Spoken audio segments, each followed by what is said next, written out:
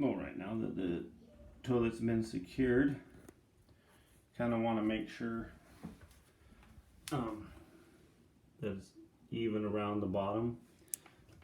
You want to have it be pretty level. So the way the tile is, it's a little bit uneven on the side, so I put some plastic shims under here a little bit. So, and once you shim it and you try and, I don't know, you can try and rock it, see if it's rocking anywhere. Then you can shim just around just around the edge if you need to. Just in case you have like a tile floor, it might be a little bit uneven. So you want to do that. Then once it's level and not really rocking anymore, you can tighten these down a little bit more. I do recommend these bigger washers.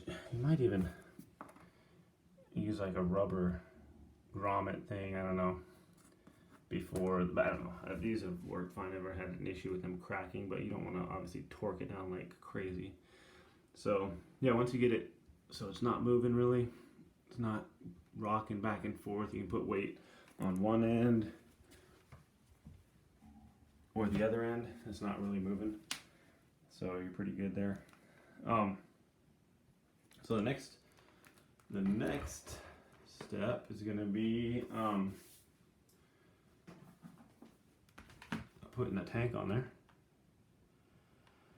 But before we do that, my old toilet was kind of in the way, and I never painted the wall when I painted the bathroom, so I'm going to paint that real quick. I'll be back.